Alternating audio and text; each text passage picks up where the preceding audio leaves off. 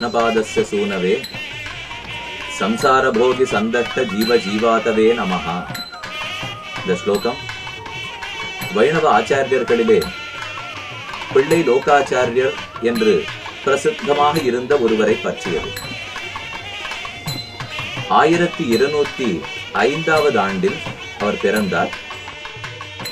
சுமார் 120 ஆண்டுகள் இப்பூவுலகத்தே இருந்தார். சிறந்த பக்தர்.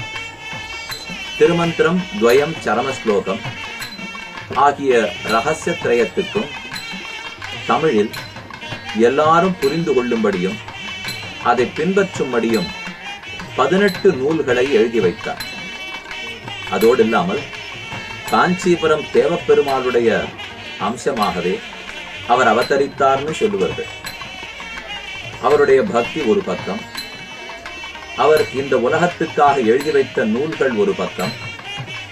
இவை எல்லாவற்றையும் விட இப்போது நமக்கு ஒரு முக்கியமான பணி கண்ணில் படுகிறது. அவருடைய தள்ளாத வயதில் 1323 ஆண்டில் துருஷ்கர்கள் எல்லாம் தமிழகத்தின் பேரிலே படையெடுத்தார்கள்.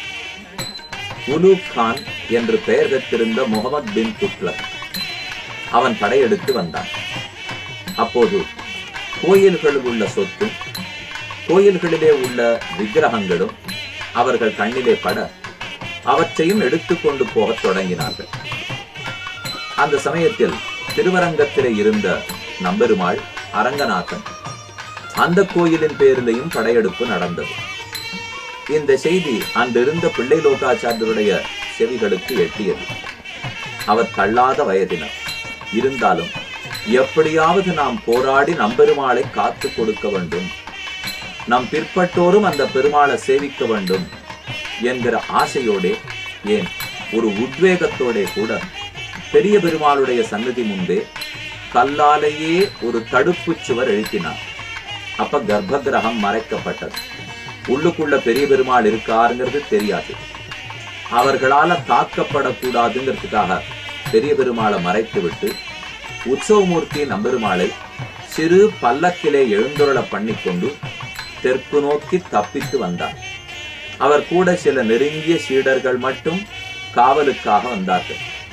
அவர்கள் நேரே தெற்கு நோக்கி மதுரை கருகிலே வந்தார்கள்.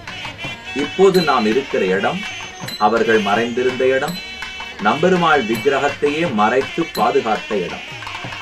அன்றைக்கு இவ்விடத்துக்கு ஜோதிஷ்குடி என்று பெயர். இன்றைக்கு யானைமலை கொடிக்குளம் என்று பெயர். இந்த குகையினுடைய ஆழமான இடத்திலேதான் யார் கண்ணிலேயும் படாத வண்ணம் நம்பெருமாள் விக்கிரகத்தை பாதுகாத்து வைத்துக் கொண்டு பிள்ளை லோகாச்சாரியர் இங்கேயே எழுந்துருளியிருந்தார். ஆனால் அவரும் வயதானவர். நோவு வந்துவிட்டது. உடல்நிலை தாங்காமல் பெருமாளையும் தன்னுடைய ஆச்சாரியனையும் நினைத்துக் கொண்டே இங்கேயே தன் பிராணனை விட்டார்.